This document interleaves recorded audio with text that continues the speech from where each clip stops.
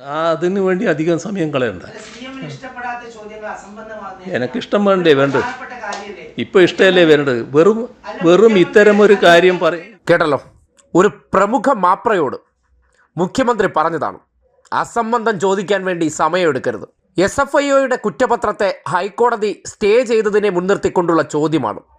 മുഖ്യമന്ത്രിക്ക് ആശ്വാസം കിട്ടിയത്രേ, ചോദ്യമാണ് പോലും. അതായത് ചില സംഘപരിവാർ കേന്ദ്രങ്ങളിൽ നിന്ന് സൃഷ്ടിച്ചു കൊടുക്കുന്നതിനെ ചോദ്യമായിട്ട് ഉന്നയിക്കുകയാണ്. അതായത് വ്യക്തിപരമായ കാര്യത്തെ ചൂണ്ടിക്കാട്ടിക്കൊണ്ട് അത് ഉയർത്തിക്കൊണ്ട് ഒരാളെ മാധ്യമപ്രവർത്തകൻ എന്ന ലേബലിലിരുന്നു കൊണ്ട് ചൊറിയുന്ന ചോദ്യമാണ്. സ്വാഭാവികമായിട്ടും അത് കേൾക്കുന്ന ഏതൊരു വ്യക്തിക്കും കുറച്ച് വേദനയുണ്ടാകും.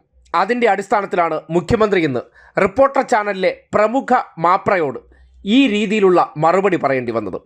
SIT തലവനെന്ന് ചാനലിൽ കൊടുത്തിരിക്കുന്ന പോസ്റ്റ് സ്വന്തം നിലയ്ക്ക് നോക്കുമ്പോൾ കേരളത്തിൻ്റെയോ അല്ലെങ്കിൽ ഇന്ത്യയുടെ SIT തലവനെന്നുള്ള ഭാവത്തിലാണ് ചോദ്യവും. ഒരു മുഖ്യമന്ത്രിയോട് ആ നിലയ്ക്കാണ് ഒരു തട്ടിക്കേറൽ കാണാനിടയായത്. അതിനുള്ള മറുപടിയാണ് വളരെ സഹിഷ്ണുതയോടുകൂടി പിണറായി വിജയൻ പറഞ്ഞു വെച്ചത്. നേരത്തെ പ്രതിപക്ഷ നേതാവ് VD സതീശൻ്റെ ഭാഷയിലാണെങ്കിൽ ഇറക്കി വിടുമെന്നൊന്നും പറഞ്ഞില്ല. പക്ഷേ പറയേണ്ട കാര്യം വളരെ വ്യക്തമായിട്ടും വളരെ ശക്തമായിട്ടും ആ വാർത്താ സമ്മേളനത്തിൽ സ്ഥിരം സർക്കാർ വിരുദ്ധ വാർത്തകൾ സൃഷ്ടിച്ചെടുക്കുന്ന മാപ്രയോട് മുഖ്യമന്ത്രിക്ക് പറയേണ്ടി വന്നു. താങ്കളുടെ മകൾ കൂടി ആ കുറ്റപത്രത്തിൽ ഉള്ളതാണ്. ആ തലത്തിൽ താങ്കൾക്ക് ആശ്വാസമുള്ള ഒരു വിധിയാണോ? നിങ്ങളുണ്ടല്ലോ ഈ അസംബന്ധം ഇങ്ങനെ പറഞ്ഞുകൊണ്ട് എഴുന്നള്ളിച്ചുകൊണ്ടിരിക്കുന്ന ഒരാളാണ് കേട്ടോ. അതിനു വേണ്ടി അധികം സമയം കളയണ്ട. എനിക്കിഷ്ടം വേണ്ടേ വേണ്ടത്, ഇപ്പോൾ ഇഷ്ടമല്ലേ വേണ്ടത്. വെറും ഇത്തരമൊരു കാര്യം പറയാൻ വേണ്ടി മാത്രമായിട്ട് അവസരം എടുക്കരുത് കേട്ടോ. അത് അസംബന്ധമായതുകൊണ്ട് തന്നെ അസംബന്ധത്തിന്റെ ശീലക്കാരനാണല്ലോ നിങ്ങൾ. അതുകൊണ്ട് തന്നെ ആ ശീലം കൊണ്ടൊരു പത്രപ്രവർത്തകനായിട്ടിരിക്കരുതെന്നാണ് ഞാൻ പറയുന്നത്. അത്തരമൊരു ശീലവും കൊണ്ട് പത്രപ്രവർത്തകനായിട്ടിരിക്കരുത്. അത് മനസ്സിലാക്കാൻ ആദ്യം തയ്യാറാകണം കേട്ടോ.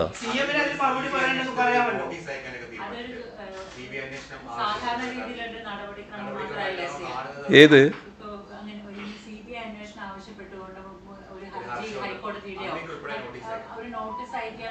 എല്ലാ കോടതിയുടെ മുന്നിൽ വരുന്ന കാര്യങ്ങളിൽ കോടതി നിലപാടുകൾ എടുക്കുമല്ലോ. ആ നിലപാടുകൾ എടുക്കുന്നതിൽ എന്താ പ്രശ്നം? നമ്മൾ ഏതെല്ലാം കോടതികളുടെ നിലപാടുകൾ നേരിട്ടിരിക്കുന്നു, അത് സ്വാഭാവികമായിട്ട് വരുന്ന കാര്യമല്ലേ. അത് വരട്ടെ.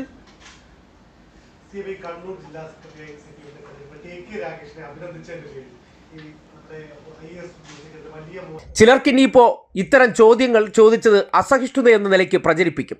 കാര്യം ചിലയിടത്തെ കൊട്ടേഷൻ ഏറ്റെടുത്തുകൊണ്ട് അല്ലെങ്കിൽ സ്വന്തം ഉള്ളിലെ അസംതൃപ്തി വെച്ചുകൊണ്ട് മനഃപൂർവ്വമായിട്ട് ചില ചൊറിച്ചിലുകൾ നടത്താറുണ്ട്. അല്ലെങ്കിൽ മുഖ്യമന്ത്രിക്ക് ആശ്വാസം കിട്ടിയോ എന്നൊരു ചോദ്യം ഉന്നയിക്കേണ്ടതുണ്ടോ? 15% വനിതാ പോലീസ് ഉണ്ടാവും, ശക്തിപ്പെടുത്തുമെന്ന്. പക്ഷേ കഴിഞ്ഞ വർഷം കിട്ടിയത്രേ പോലും ഇപ്രാവശ്യം പോസ്റ്റിംഗ് കിട്ടിയില്ല എന്നുള്ളതാണ്. അതന്നെയാണ് CPO-കാരുടെ അവസ്ഥ. അവർ വലിയ പ്രതിഷേധത്തിലാണ്. ഒരു റാങ്ക് ലിസ്റ്റ് എന്ന് പറയുമ്പോൾ ആ റാങ്ക് ലിസ്റ്റിലുള്ള എല്ലാ ആളുകളെയും നിയമനം കിട്ടണമെന്ന് അവരെല്ലാവരും ആഗ്രഹിക്കുന്നത് സ്വാഭാവികമാണ്. അതിൽ തെറ്റൊന്നുമില്ല. പക്ഷേ കാര്യങ്ങൾ മനസ്സിലാക്കുന്ന എല്ലാവർക്കും അറിയാം, റാങ്ക് ലിസ്റ്റിലുള്ള സാധാരണ നിയമനം കിട്ടാൻ അർഹതയുള്ളവർക്ക് മാത്രമേ നിയമനം കിട്ടുമെന്ന്. അത് കഴിഞ്ഞ് ധാരാളം പേർ നിയമനം കിട്ടാത്തവരായിട്ടുണ്ടാവും. അപ്പോൾ അവർ അതൃപ്തി രേഖപ്പെടുത്തുകയും നിയമിക്കണമെന്ന് ആവശ്യപ്പെടുകയും ചെയ്താൽ ഒരു സർക്കാരിനും നിയമിക്കാൻ കഴിയില്ല. കാരണം ഒഴിവുള്ള സ്ഥാനത്തെ നിയമിക്കാൻ പറ്റും. ഇപ്പോൾ സംസ്ഥാന സർക്കാർ ചെയ്യുന്നത് ഒഴിവ് എത്രത്തോളം കണക്കാക്കാൻ പറ്റും അത് മുഴുവൻ കണക്കാക്കി അവർക്ക് നിയമനം നൽകുകയാണ്. അതിലൊരു തരത്തിലുള്ള വീഴ്ചയും സർക്കാർ വരുത്തുന്നില്ല എന്ന് ഉറപ്പ് വരുന്നുണ്ട്. അതെല്ലാം പിന്നെ നിങ്ങൾ പറയുന്നതല്ലേ.